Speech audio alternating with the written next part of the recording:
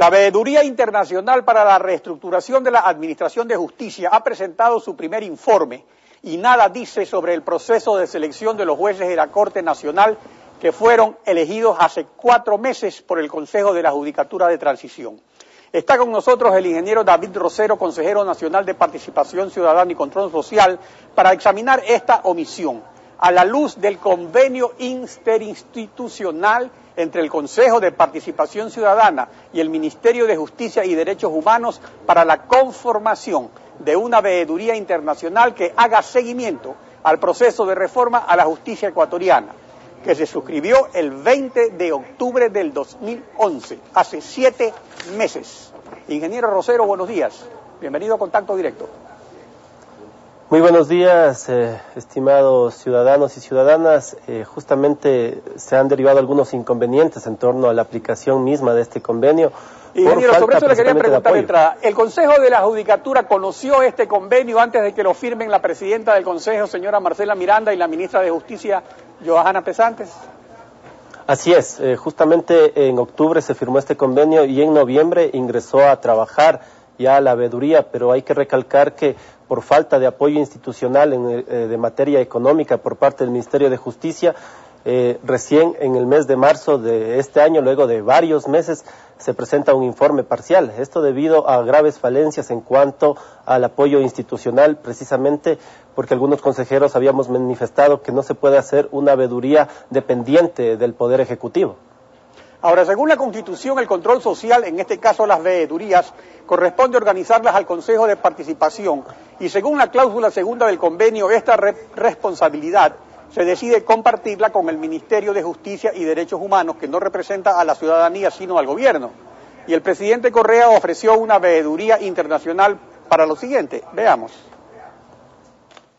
En la consulta popular también preguntará al pueblo ecuatoriano si quiere que el gobierno, con la veeduría de un organismo internacional, reestructure las cortes del país, reestructure el sistema de justicia. Todos ustedes sean veedores y digan si estoy poniendo algún juez por mi conveniencia, por compromisos políticos, etcétera.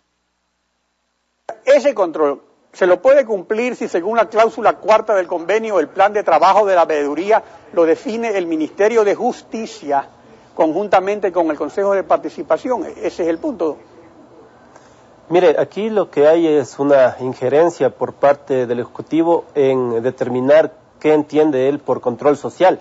Es contradictorio, mientras el presidente de la República defiende el derecho a ser veedores, precisamente él mismo es el que ha seguido una serie de procesos legales en contra de varios veedores en otra serie de procesos. Pero en el caso puntual del proceso de reestructuración de la justicia, de acuerdo al reglamento aprobado por los 7 consejeros y consejeras, estas veedurías deben ser independientes, es decir, no tienen que tener una dependencia porque esos informes precisamente tocan intereses fundamentales en cuanto a críticas fundamentales en torno a la reestructuración de la justicia. Claro, y un elemento fundamental de la institución Administración de Justicia es la independencia. Entonces, eso... Así, lo dice el propio informe preliminar de la Veeduría Internacional, donde establece que debe garantizarse el respeto y la no injerencia de otros poderes del Estado en torno a la independencia de la justicia. También plantea graves críticas en torno al proceso de toma de evaluaciones psicológicas y técnicas a los servidores judiciales.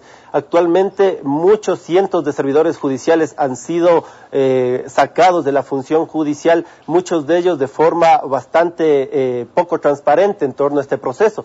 Y la veeduría hace un informe preliminar en torno a todos estos aspectos, obviamente sin tocar el aspecto fundamental que es la Corte Nacional de Justicia, donde ha ofrecido un informe luego en el mes de diciembre. Pero en el mes de diciembre se va a cumplir un año de que terminó el concurso. El punto es este: el Consejo de la Judicatura convocó al concurso para seleccionar a los jueces de la Corte Nacional el viernes 26 de agosto.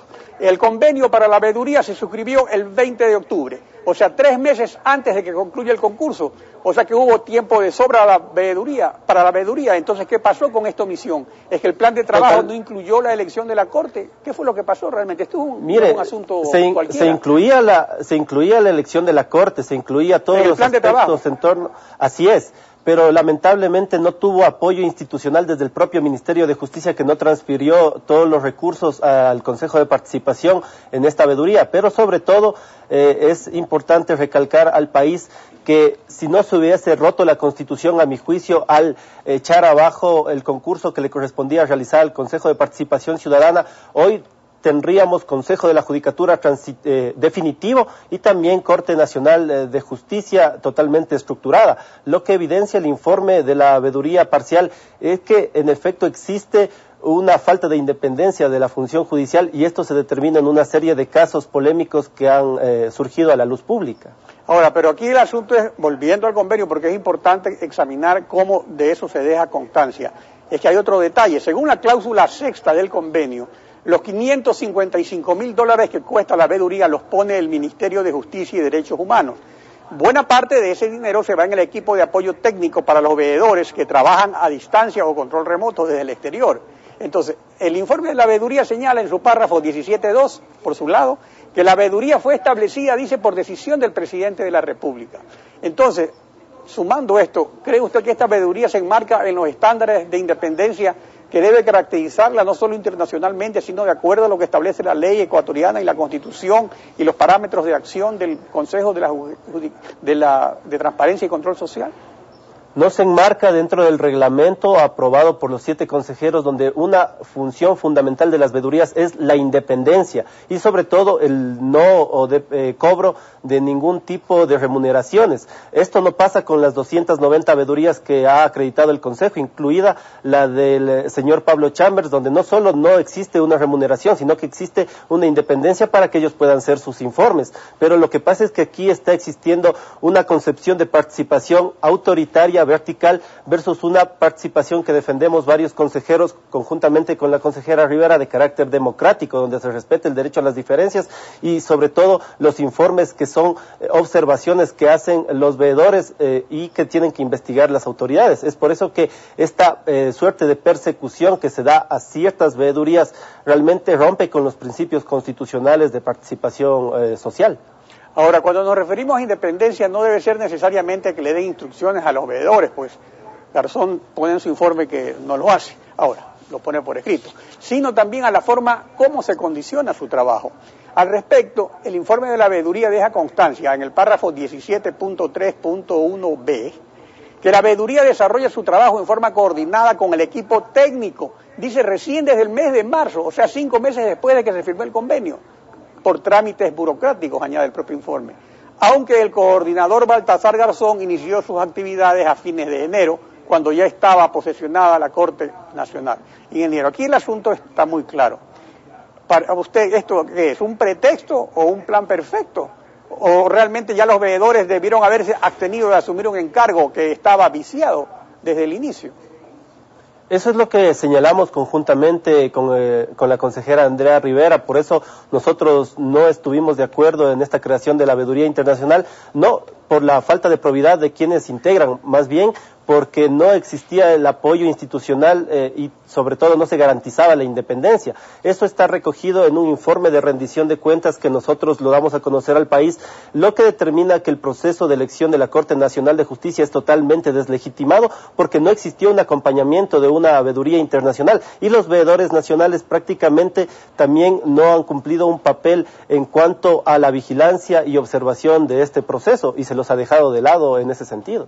Ahora, los veedores, según dice el convenio, fueron escogidos o invitados por el propio Ministerio de Derechos Humanos.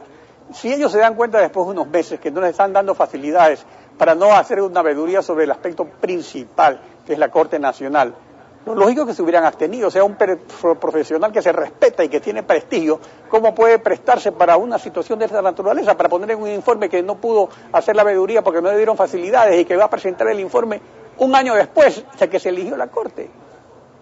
Mire, es bastante preocupante este hecho y hemos planteado como consejero personalmente que todas las observaciones que hace en este informe parcial la Veeduría Internacional deben ser cumplidas y asumidas por el Consejo de la Judicatura. Se hacen señalamientos bastante críticos en torno a una serie de procesos que están dándose al propio interior, en torno al cambio de jueces, a los diferentes juzgados de las comisarías de la mujer, en torno a la falta de independencia, pero sobre todo este aspecto deja entrever que la participación social como que quiere ser burocratizada, como que quiere ser cooptada por parte del Ejecutivo, y eso es violatorio a la Constitución, que garantiza a todos los ecuatorianos el derecho al control social bajo el respeto a las diferencias y la libertad de expresión. Bueno, sobre la remoción de jueces tenemos que en efecto se han removido ciertos tipos de jueces, incluso cientos de jueces, pero no se removieron, por ejemplo, a esos que dinamitaron los instrumentos de los mineros, según la ley no se puede,